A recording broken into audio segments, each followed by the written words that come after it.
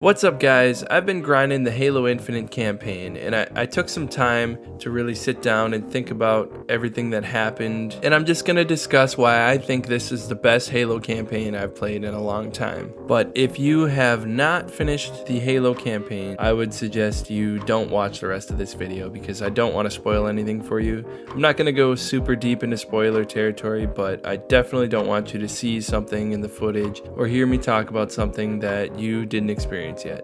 So this is your warning. Alright, now with that, let's get started. It sounds funny, but we haven't been able to go on a Halo ring in a long time, so it's pretty nice that the story was focused around one. And my god, does this ring look beautiful this time. I've never been like a really big graphics guy. I'm always more into the gameplay, but that extra year in development really helped get this game polished, and it just looks phenomenal in every way. I'm almost blown away by it every time I play it. But I'd say hands down, the thing that stands out the most in this game is how smart the AI are.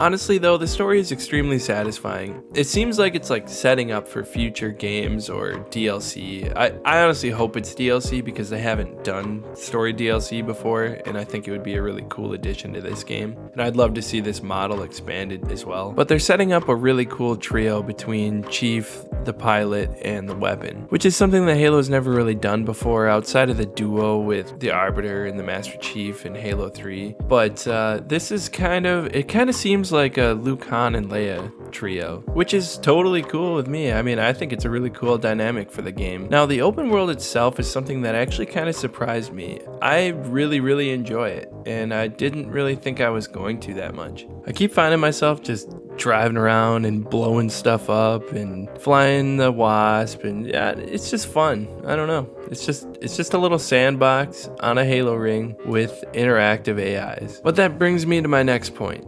And this is a little bit of a spoiler, something that maybe some people were expecting. I know I was. But the game does not have a Warthog run at the end of it. But I'm not sure they completely understand like how great of an ending it actually is when you have a Warthog run. Like, it's not like a typical game where you sit there, you have a big boss at the end of the game that takes forever to fight, and it's usually not very fun to fight them either. But what Bungie did with the original Halo was they made an obstacle course for you to drive your Warthog through, and it was awesome. It was everything building up to it was just great. It was just a really fun thing to add at the end of a game.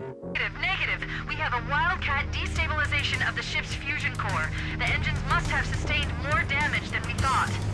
Analyzing. We have 6 minutes before the fusion drives detonate. We need to evac now. Activating final countdown timer. When it reaches 0, the engines will detonate. The explosion will generate a temperature of almost 100 billion degrees.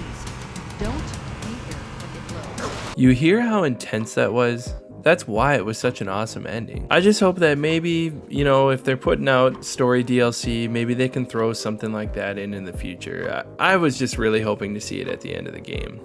I have good news and bad news.